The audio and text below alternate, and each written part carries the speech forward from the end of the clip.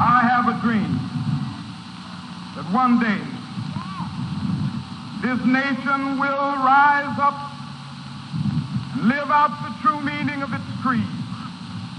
We hold these truths to be self-evident that all men are created equal. But I have a dream today. Freedom rang in 1964 when the Civil Rights Act was passed. Freedom rang in 1965 when the Voting Rights Act was passed. Freedom rang in the year 2000 when the last state in the United States allowed interracial marriage, which was Alabama. So that's when I'd say freedom rang. I wasn't born in San Angelo. I was born in Houston, but lived in San Angelo basically my whole life. I moved here when I was 1, graduated from Cornerstone Christian School in 2019. Good to see you. Good to see you I like too. the hair now. I'm up at North Texas, at the University of North Texas, working on my PhD. And an old high school teacher of mine, Mr. Scott Sustek, works here now at the Fine Arts Museum. And when they were looking for somebody to deliver the Dr. Martin Luther King Jr. speech, he gave me a text and asked me if I would be willing to come down to deliver the speech. And I said I would love to come and deliver Dr. Martin Luther King's I Have a Dream speech. 50 years ago, a great American, in whose symbolic shadow we stand today, signed the Emancipation Proclamation. This momentous decree came as a great beacon of hope to millions of Negro slaves who had been seared in the flames of withering injustice.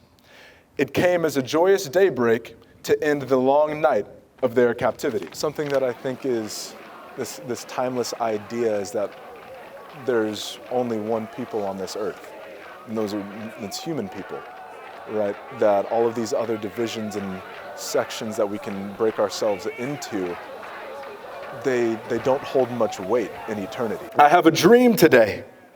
I have a dream that one day every valley shall be exalted and every hill and mountain shall be made low. Freedom, freedom. We're all just people that are living here on this earth that God has given us.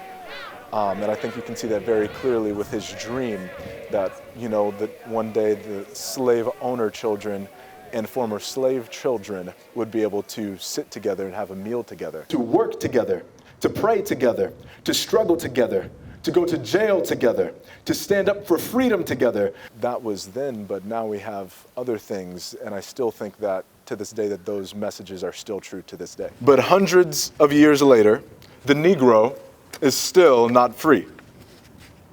100 years later, the life of the Negro is still sadly crippled by the monocles of segregation and the chains of discrimination. I would say that 100 years later, there has always been this truth that we are all of God's children, that we are all created in the image of God, that there is nobody that is superior based on where they are born, in their heritage or where they are from, but that we are all people, that we are all capable, if given the opportunity, to do amazing and wonderful things. We cannot be satisfied as long as a Negro in Mississippi cannot vote and a Negro in New York believes he has nothing for which to vote. I think throughout history there have always been bad actors that try to stop the winds of change and stop the winds of progress. And so even though we face the difficulties of today and tomorrow, I still have a dream. It is a dream deeply rooted in the American dream. And I think it's hard because some of those people consider themselves to be Christian. Jesus paints a completely different picture. And then at the end, before he ascends to heaven, he tells his disciples to go and make disciples of all nations.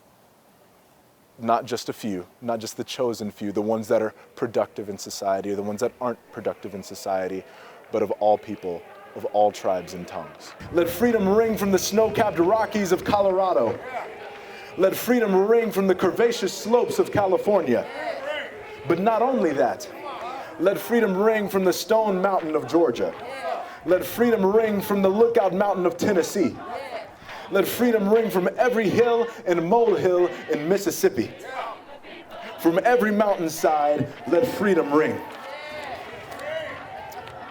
And when this happens, and when we allow freedom to ring, when we let it ring from every village and every hamlet, from every state and every city. We will be able to speed up that day when all of God's children, black men and white men, Jews and Gentiles, Protestants and Catholics, will be able to join hands and sing in the words of the old Negro spiritual, free at last, thank God Almighty, we are free at last.